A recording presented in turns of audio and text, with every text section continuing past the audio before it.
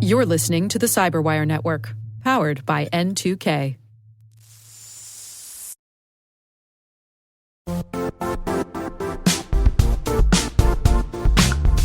The IT world used to be simpler. You only had to secure and manage environments that you controlled. Then came new technologies and new ways to work. Now, employees, apps, and networks are everywhere. This means poor visibility, security gaps, and added risk. That's why Cloudflare created the first-ever connectivity cloud. Visit cloudflare.com to protect your business everywhere you do business.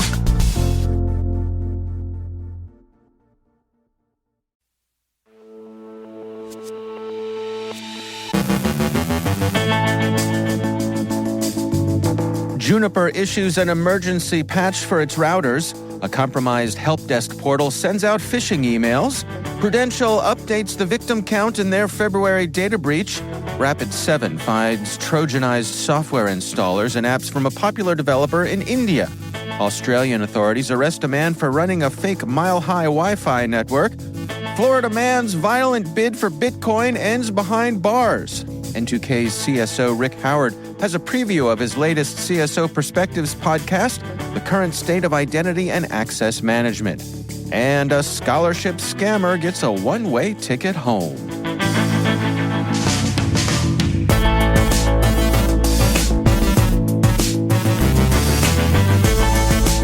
It's Monday, July 1st, 2024. I'm Dave Bittner, and this is your CyberWire Intel Briefing.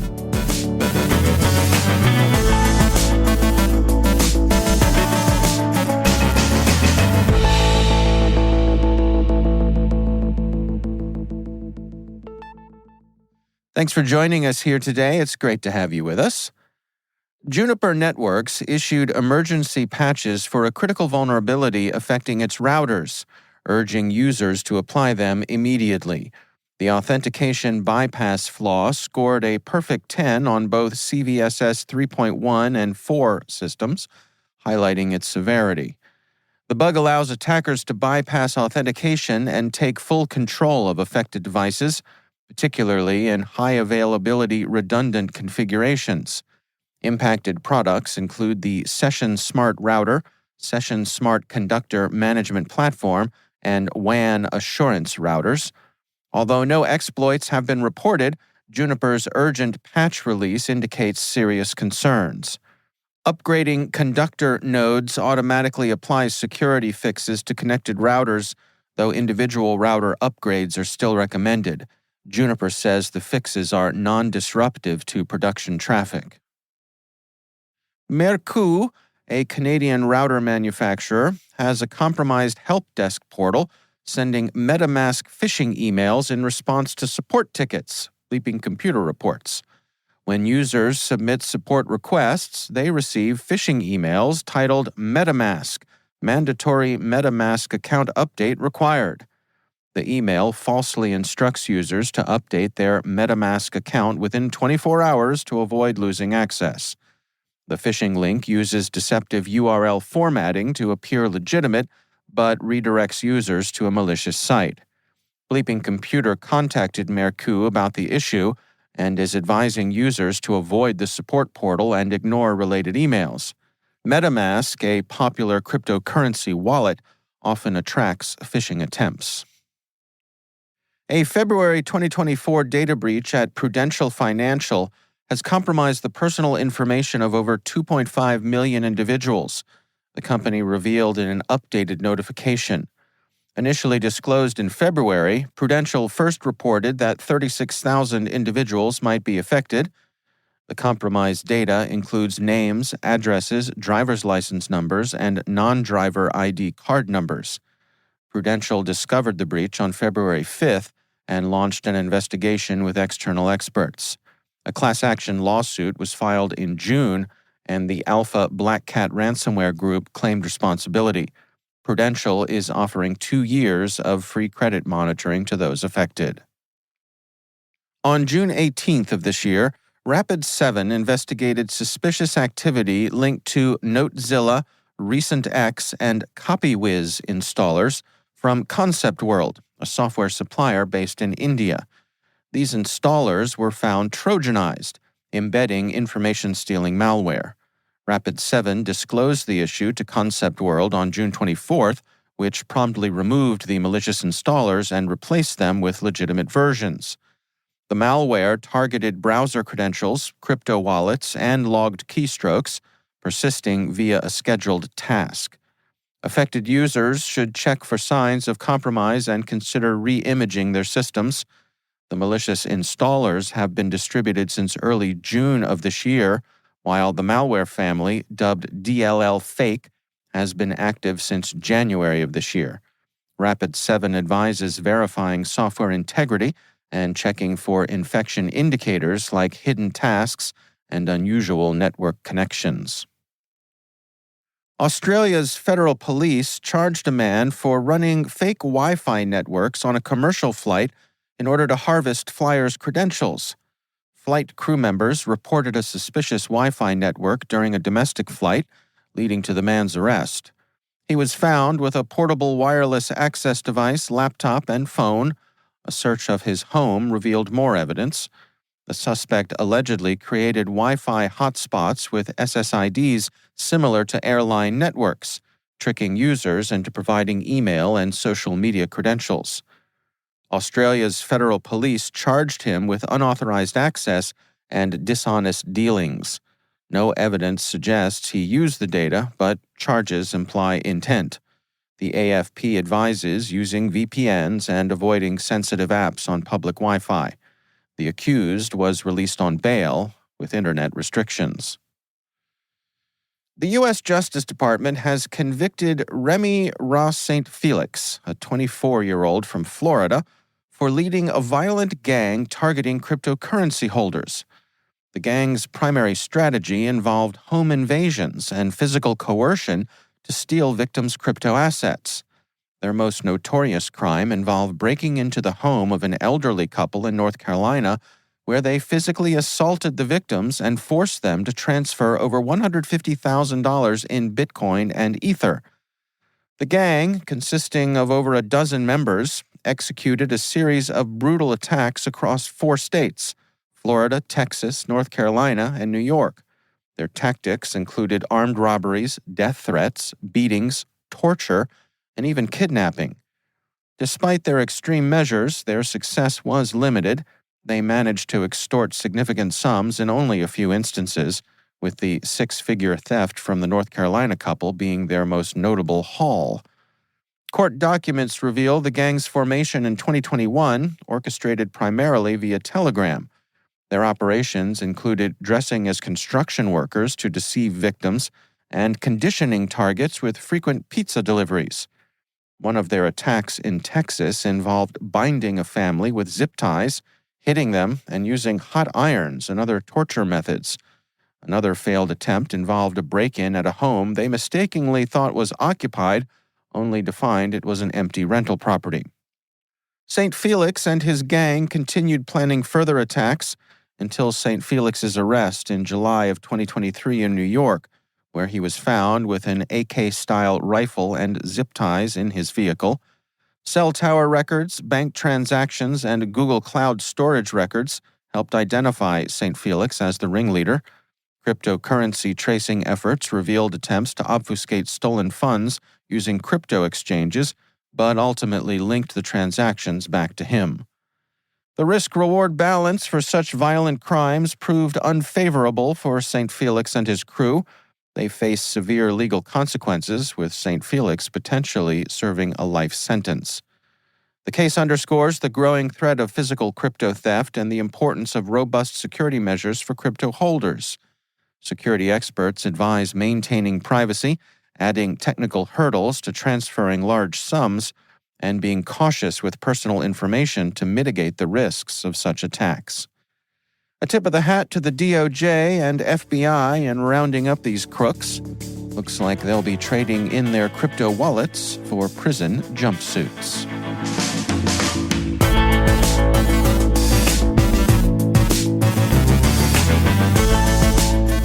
Coming up after the break, Rick Howard has a preview of his latest CSO Perspectives podcast, The Current State of Identity and Access Management. Stay with us.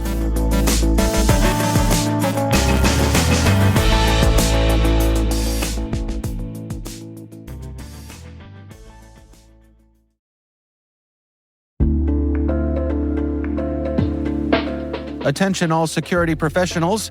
Want real-time IP intelligence at your fingertips? Sign up for Scout Insight's free trial today. Get immediate insights into threats, search any IP with no training required, and enjoy intuitive graphical results. Whether you need to identify compromised hosts or enrich Splunk queries, Scout Insight has you covered. Don't wait. Accelerate your threat response now. Visit teamcumry.com/cyberwire to start your free trial.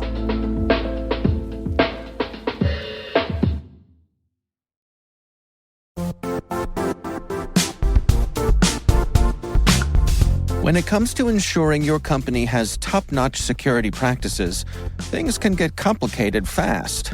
Vanta automates compliance for SOC 2, ISO 27001, HIPAA, and more, saving you time and money.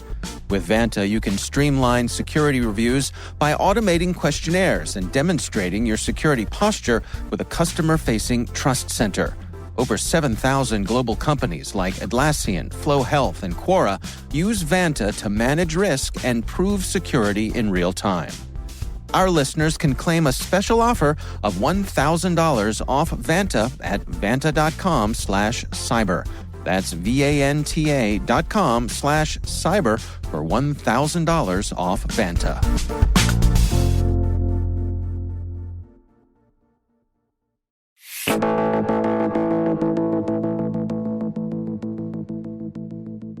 It is always my pleasure to welcome back to the show Rick Howard. He is the CyberWire's Chief Security Officer, also our Chief Analyst. Rick, great to have you back. Hey, Dave. So you got a new episode of CSO Perspectives that is queued up and ready to be sent out to the world.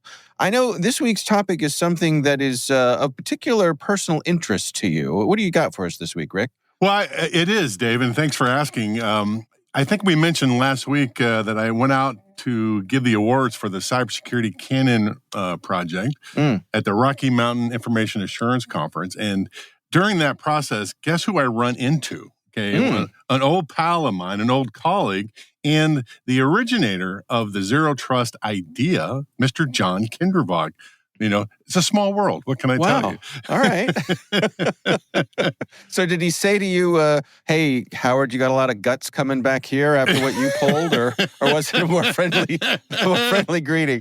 I'm not allowed to say for lots of legal reasons. Okay, Got it. The restraining order is still in place. All right.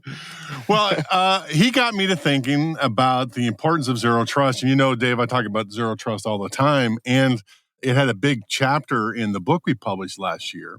And in fact, when Simone and I did the presentation at RSA this year, we redid the diagram for the book. And I got to tell you, our N2K art director, Brigitte Wild, she did a complete makeover of it. And man, is it gorgeous. You should see it.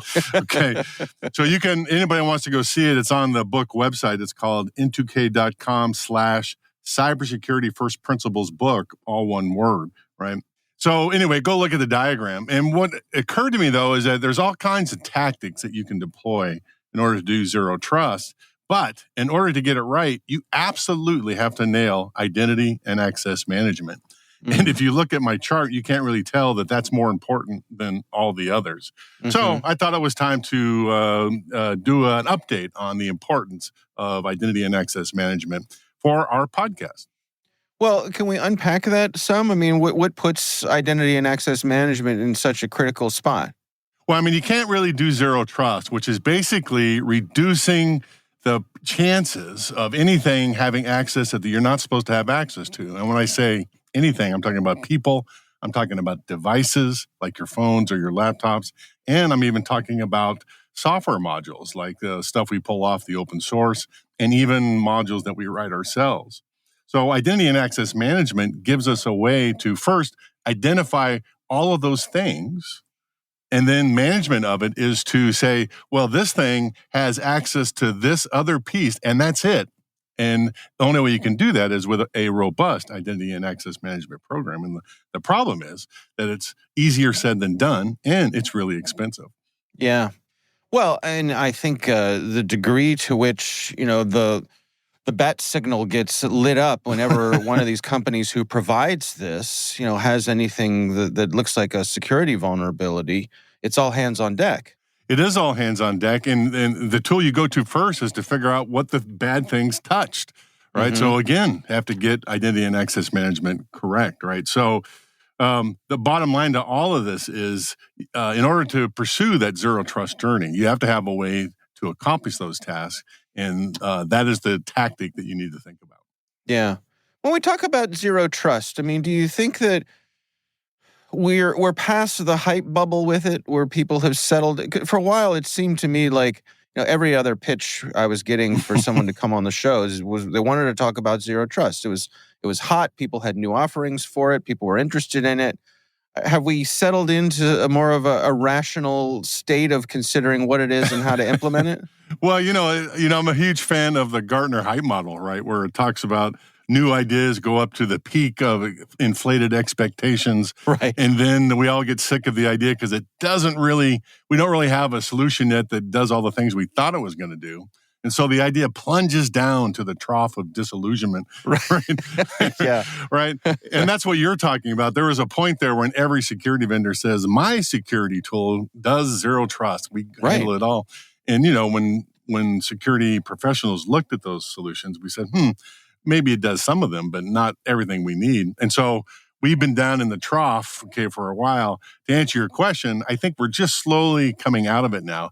People are starting to think of it as not as a security feature for some tool you're going to buy, but it's more of a strategy. It's a journey to better protect your enterprise. Yeah. All right. Well, it is the latest episode of CSO Perspectives, and the host is my N2K CyberWire colleague, Rick Howard. Rick, thanks so much for joining us. Thanks, Dave.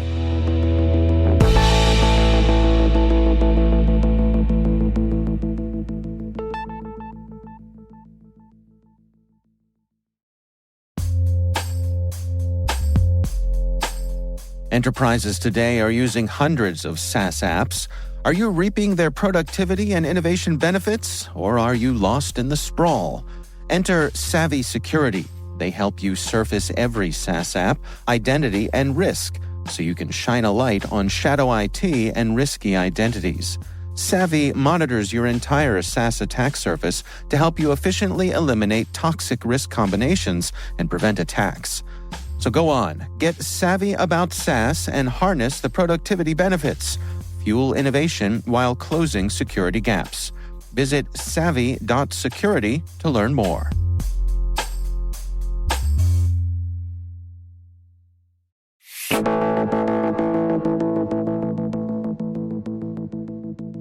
And finally, Aryan Anand, a 19-year-old Indian student, scammed his way into a scholarship at Lehigh University. Anand fabricated numerous documents, including a fake death certificate for his father, to bolster his application for admission and financial aid at Lehigh. He created a phony school domain and email address, posing as his school principal to add credibility to his forged Class 12 transcripts. Using ChatGPT, he crafted compelling admission essays and even managed to pass exams.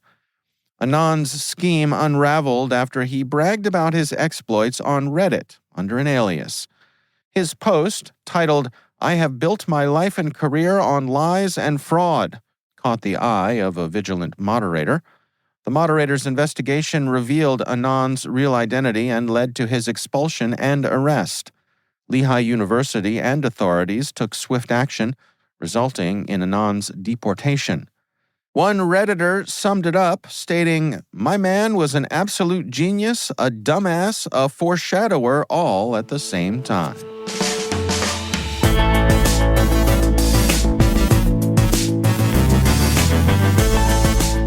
And that's the CyberWire. For links to all of today's stories, check out our daily briefing at thecyberwire.com.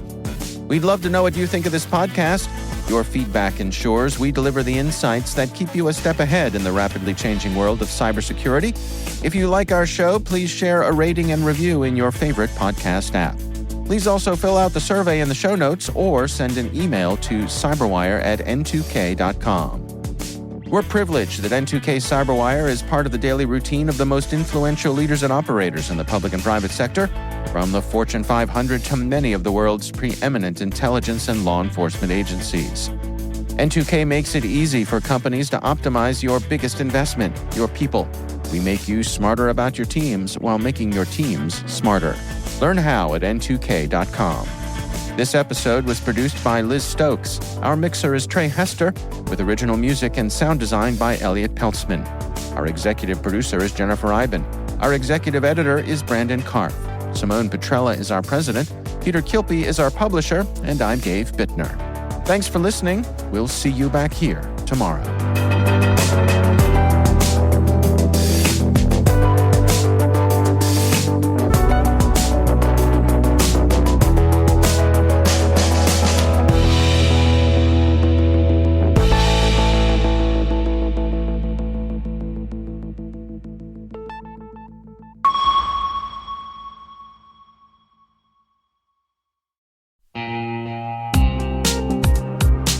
This September 18th and 19th in Denver, a tight community of leading experts is gathering to tackle the toughest cybersecurity challenges we face. It's happening at MWise, the unique conference built by practitioners for practitioners. Brought to you by Mandiant, now part of Google Cloud, MWise features one-to-one access with industry experts and fresh insights into the topics that matter most, right now, to frontline practitioners. Register early and save at mwise.io/cyberwire. That's mwise.io/cyberwire.